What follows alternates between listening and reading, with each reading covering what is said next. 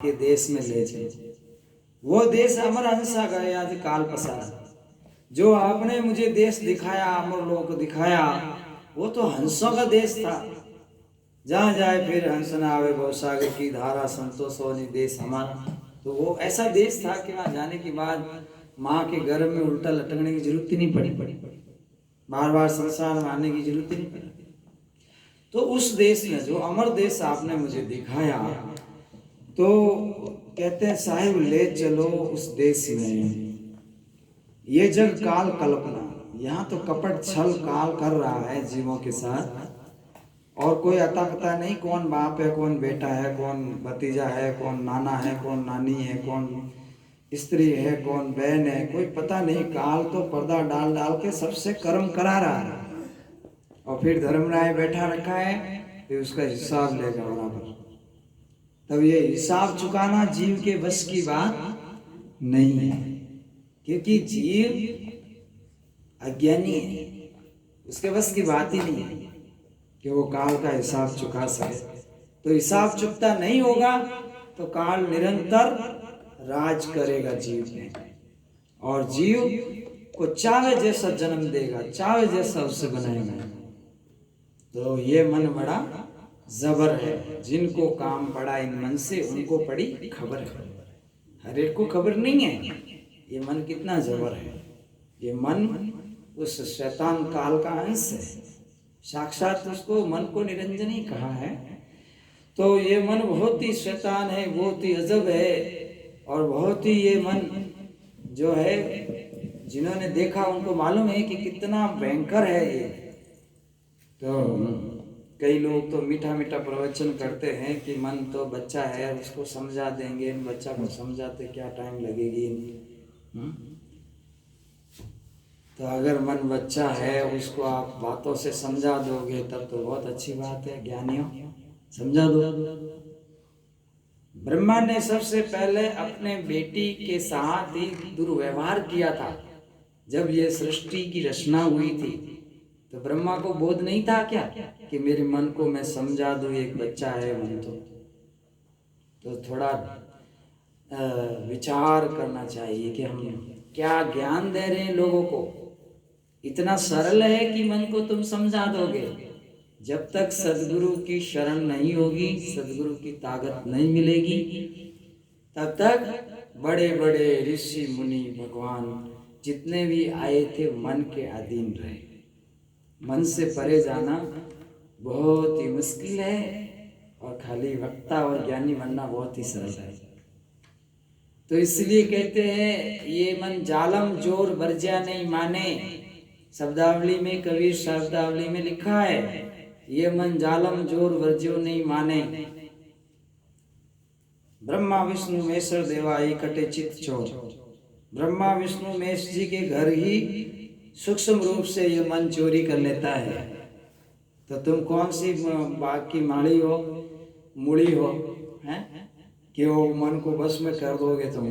मन बहुत ही भयंकर चीज होती है, और इससे निपटने के लिए आपको सतगुरु की आवश्यकता होगी। सतगुरु की ताकत जब हाथ में आएगी तभी आप मन को निज मन बना सकोगे, नहीं तो केवल केवल केवल लोगों को भटकाने का काम मत करो। तो इसलिए कहते हैं, धर्मदास जी कहते हैं, सर्वगुण निर्गुण इस मन ने जाल पसारा। जिस मन को आप भोला डाला कह रहे हो, ये मन भोला डाला नहीं है, इसने बहुत बड़ा जाल पसारा है जीव पे। सर्वगुण भक्ति मन की है, निर्गुण भक्ति भी मन की है, अलख निरंजन रटने वाले भी मन में है, और इधर सर्वगुण देवी देवता सब मन में है। मन ही तो देवता बना हुआ है, मन ही राक्षस बना हुआ है। मन ही भला आदमी है, मन ही बुरा आदमी है। मन ही स्त्री है, मन ही पुरुष है। मन का दायरा बहुत बड़ा है। सतगुरु कबीर साहब ने अपने शब्दावली में समझाया, कहते हैं 7 दीप 21 ब्रह्मांड लग। 7 दीप, 7 लोग, अतल वितल सुतल तलातल महातल रसातल नीचे, 7 दीप भी हैं। 21 ब्रह्मांड लग, यहाँ लग मन की दौड़। भूलना मत ये कि ये मन हमेशा कपट करता है। जीव को क्या किससे क्या कर्म कराना है, वो मन इतने जीवों को कर्म करा रहा है अपने प्रभाव में। इस मन ने, माया ने अपने प्रभाव में कितने जीवों को लिया हुआ है। अगर इतना सरल होता तो कौन कुत्ता बिल्ली बनता? किसको जरूरत थी कुत्ता बिल्ली बनते? कौन दुख पाते हैं? पर धर्मराज जी का राज है, यहाँ पे मन कर्म करा रहा है, लोग खुशी से कर रहे हैं। फिर वो लेखा लेवेला राम मरेला जबरे, वो जब लेखा चौका करेगा तब ज्ञानी की और फिजूल की बातें करने वाले जो ज्ञानी बने हुए उनकी, और ये अज्ञानी जो जीव हैं जो रात दिन कर्म कर रहे हैं उनका, सबका नंबर लेगा वो मन। जो जो जीव शरण में नहीं आएंगे सतगुरु की, उन सब को लगाएगा। क्योंकि उसको साहब ने समझाया कि इसको सरल में मत लो, बात को हल्की मत समझो। जब तक आप पावरफुल मंत्र नहीं लोगे, सतगुरु की शरण में नहीं आओगे, तब तक आपके अंदर आत्मा में प्रेम प्रकट नहीं होगा, नाम की लहरें नहीं आएगी। तो इसलिए सदगुरु ऐसा नहीं कीजिए जैसे झाड़ी डोर, ऊपर लाली प्रेम की भीतर बड़ा कठोर। तो ये जो मन है इतना कठोर है, जो अनंत जीवों को धोखा दे चुका है। फिर थोड़ा गीता का श्लोक सीख लिया, थोड़ा रामायण सीख ली, थोड़ा गीता और कोई शास्त्र पढ़ना सीख लिया और गुरु बनना चालू कर दिया। अब समस्या होगी आगे, समस्या होनी ही है, क्योंकि यह मन सरगुण निर्गुण जाल पसारा। सरगुण निर्गुण का इस मन ने जीव के ऊपर जाल पसारा। अब इस बात को कोई मानते हैं? बहुत सुनना नहीं चाहते। सरगुण निर्गुण जाल पसारा और पड़े काल की धारा। धर्मीदास जी के वचन है कि काल की धारा में पड़ेंगे जी।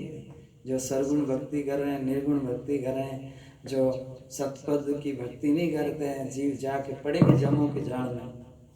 काल ने जाल पसारा, उनको अनुभव हुआ, कबीर साहब मिले तो उनको मालूम पड़ा। सरगुण निर्गुण जाल पसारा, पड़े काल की धारा। तो काल काल सब कोई कहे कारण चीने जेती मन की कल्पना काल कहावे सोए। मन में जब तक कल्पना उठती है तब तक काल है। मन में नाम की लहरें उठती है तो तब वो काल से अलग आनंद हो जाता है। तो इसमें कहा अमर नाम गुरु जी देवो जीवाने। जो आप निअक्षर नाम लाए हो, जो अक्षर में नाम आते हैं 52 अक्षर में,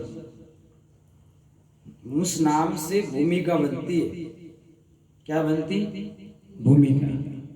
और जीव सतपद में कब मिलता है, अमर लोक को कब जाता है? जब उसे निअक्षर नाम मिलता है। निअक्षर का मतलब ही होता है कि जिसका कोई अक्षर नहीं।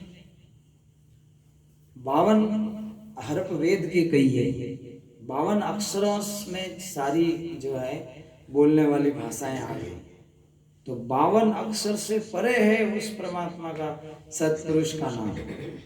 अब किसी ने क्या अंदाज लगाया कि अनहद को सुन लो तो मुक्त हो जाओगे। कैसे मुक्त हो जाओगे? अरे अनहद भी तो माया है। अनहद भी तो केवल मन को लीन करने का साधन है, और निअक्षर नाम तो उससे भी आगे। निअक्षर जो जुदा रहते हैं वो कभी बोलता भी नहीं है, और ये तो सब बोलती है। पेटी बोलती है, मजीरा बोल रहा है, ये बोल रहा है, और यही जब ध्यान में सुनाई दे तो समझ लो हमको तो परमात्मा का नाम मिल गया। यही तो पागलपन है। तो ये सब अपने अपने स्थान में अनहद बाजा बाज रहे हैं। अनहद बाजा बाजिया ज्योति भई प्रकाश, जन कबीर अंदर खड़े स्वामी सन्मुख दास। तो अनहद बाजा 10 प्रकार का बाजा बाजे, जगमग जोत जगे जगाई, और सर्वगुण निर्गुण मन का मनोरथ नी अक्षर निज साईं। रैदास जी महाराज ने मीराबाई को समझाया कि ये अनहद में भी मत तड़ूजना, ये भी काल की ही धारा है, इसमें काल का अनहद अलग है और परमात्मा का रास्ता और भी आगे है। तो अनहद नाद नाम की महिमा ब्रह्म वैराग देव ने दूजा। तो जो सतगुरु अगर आपको अनहद में जोड़ते हैं तो उनकी साहिब की जो भेदवाणी है उसे समझो कि वो कौन से अनहद से जोड़ना चाहते हैं।